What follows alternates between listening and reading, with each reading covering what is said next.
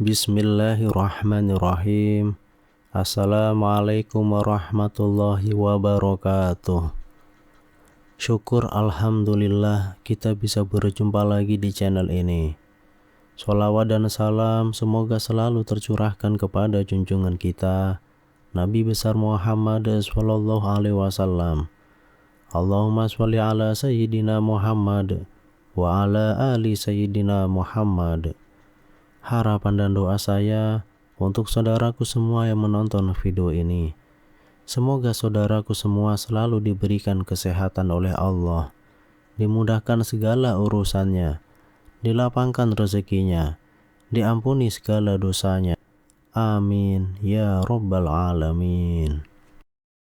Sahabat beriman yang dirahmati Allah, dalam menjalankan ibadah sholat tahajud yang merupakan salah satu amalan sunnah yang sangat dianjurkan dalam agama Islam, terdapat serangkaian aturan dan larangan yang perlu dipahami dengan baik oleh kita.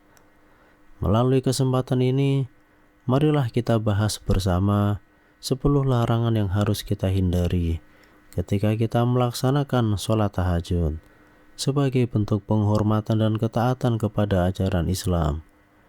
Dengan pemahaman yang mendalam terhadap larangan-larangan ini, diharapkan kita dapat menjalankan ibadah sholat tahajud dengan sepenuh hati dan penuh dengan kekhusyuan, sehingga kita pada waktu mendekatkan diri kepadanya bisa lebih baik lagi. Namun sebelumnya sahabatku, sempatkanlah walau hanya menulis sholawat kepada Nabi kita, Nabi Muhammad SAW, di dalam kolom komentar di bawah ini.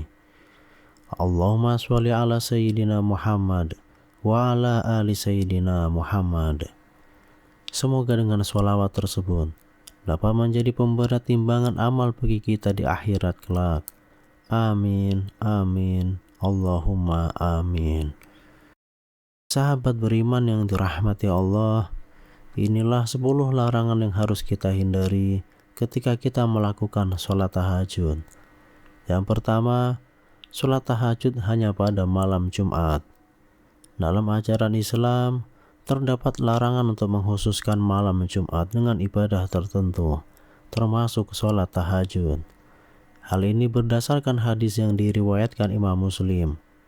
Janganlah kalian khususkan malam Jumat dan malam-malam lainnya dengan qiyamul lail atau sholat malam.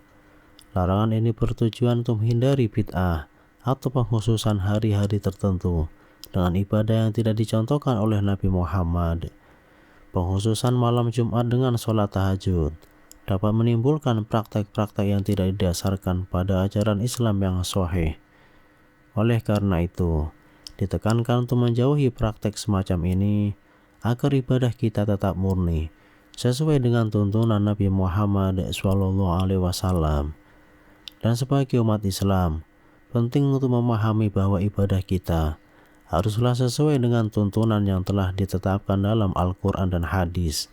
Dengan memahami larangan ini, diharapkan umat Islam dapat menjalankan ibadah tahajud dengan lebih konsisten pada malam-malam lainnya, tanpa mengkhususkan satu malam tertentu secara tidak sah.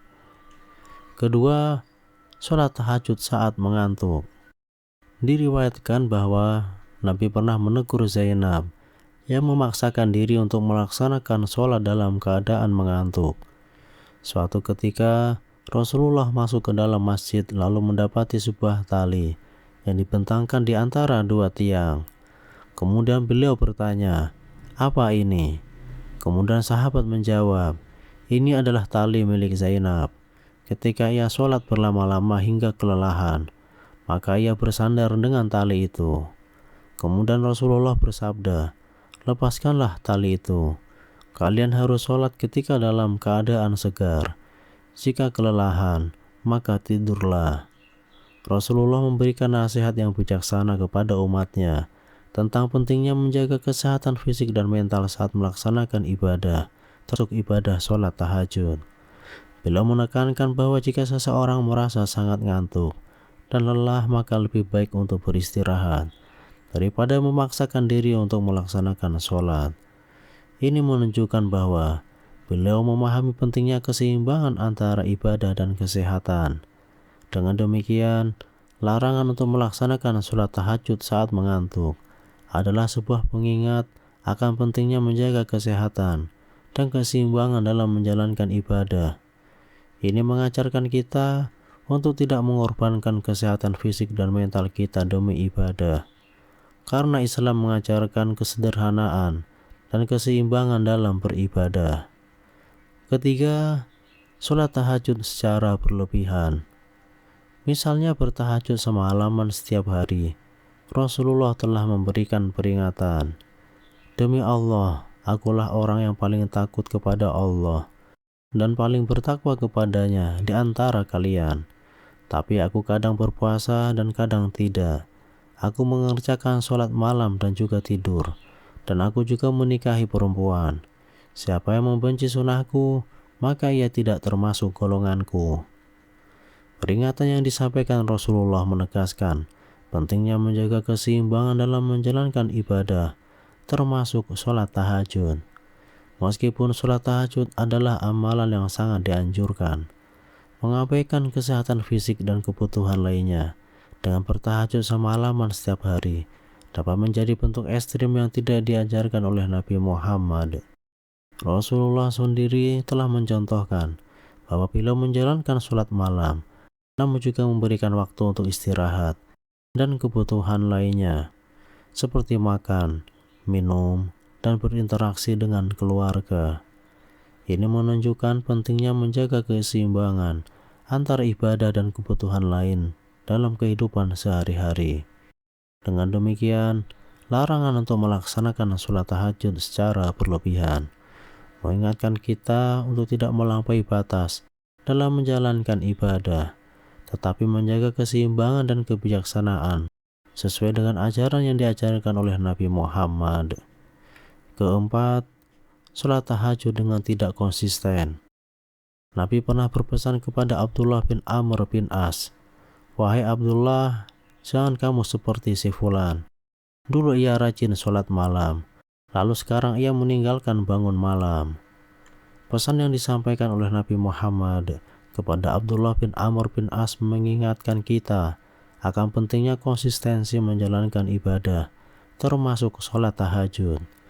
Menjalankan ibadah dengan tidak konsisten, seperti halnya melakukan tahajud pada beberapa waktu tertentu, atau meninggalkannya secara tidak teratur, dapat mengurangi keberkahan dan manfaat spiritual yang dapat diperoleh dari ibadah tersebut.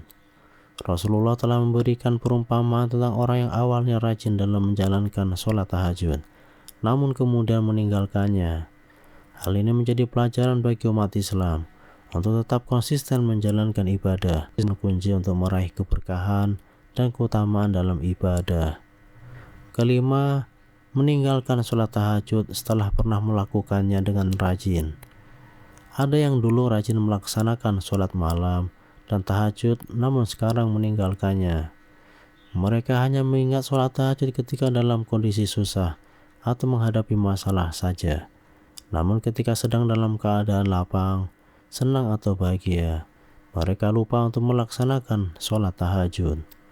Sholat tahajud yang seperti ini mendapat teguran dan kritikan dari Nabi Muhammad SAW. Sholat tahajud bukanlah ibadah yang hanya ketika susah atau dalam kesulitan saja, namun harus tetap dilakukan ketika kita dalam keadaan lapang juga. Pesan ini mengajarkan kepada umat Islam untuk menjalankan sholat tahajud dengan konsistensi, tidak hanya saat menghadapi kesulitan ataupun masalah. Sholat tahajud adalah ibadah yang penting untuk dilakukan dalam berbagai kondisi, baik susah maupun senang, karena ibadah ini membawa berkah dan keutamaan yang besar bagi yang melakukannya dengan ikhlas dan konsisten. Keenam, membaca surat panjang tanpa mempertimbangkan kemampuan diri. Rasulullah mengajarkan untuk tidak memaksakan diri dalam ibadah hingga menyebabkan kelelahan yang berlebihan. Jika seseorang membaca surat yang terlalu panjang dalam sholat tahajud hingga melelahkan diri sendiri, maka hal ini tidak dianjurkan. Rasulullah bersabda, "Ambillah amal-amal yang mampu kalian lakukan, karena Allah tidak akan bosan sehingga kalian bosan." Pesan ini mengajarkan kepada umat Islam untuk memahami batas kemampuan diri dalam menjalankan ibadah, termasuk dalam sholat tahajud. Membaca surat yang panjang dalam sholat tahajud memang dianjurkan agar dapat meresapi makna dari ayat-ayat Al-Quran dengan lebih mendalam. Namun hal ini harus disesuaikan dengan kemampuan dan kondisi fisik masing-masing individu. Memaksakan diri untuk membaca surat yang terlalu panjang hingga menyebabkan kelelahan yang berlebihan dapat mengurangi kualitas ibadah dan khusyuan kita dalam berdoa. Dengan demikian, larangan untuk membaca surat panjang tanpa mempertimbangkan kemampuan diri mengajarkan kita untuk selalu menjaga keseimbangan antara ibadah dan kesehatan fisik. Sebagai umat Islam, penting untuk memahami bahwa Allah tidak mengharapkan ibadah yang melelahkan diri secara berlebihan, namun lebih mengutamakan ibadah yang dilakukan dengan ikhlas dan konsisten, sesuai dengan kemampuan yang kita miliki. Ketujuh, sholat tahajud dengan tujuan mengejar dunia. Rasulullah telah mengingatkan agar niat ibadah tahajud haruslah murni karena Allah semata. Beliau bersabda, "Apabila salah seorang di antara kalian bangun malam, lalu hendak mengerjakan sholat malam, janganlah ia menyebutkan perkara-perkara duniawi dalam sholatnya, dan janganlah berdoa kecuali untuk meminta kebaikan saja, atau memohon perlindungan dari kejahatan." Niat yang tercampur dengan motif dunia dapat mengurangi keikhlasan dalam beribadah. Melaksanakan ibadah dengan niat untuk mendapatkan keuntungan duniawi sangatlah dilarang dalam Islam. Rasulullah bersabda, "Sesungguhnya setiap amal itu tergantung pada niatnya, dan sesungguhnya setiap orang akan mendapatkan sesuai dengan apa yang diniatkannya." Oleh karena itu, niat dalam melaksanakan sholat tahajud haruslah murni karena Allah semata, bukan untuk tujuan duniawi.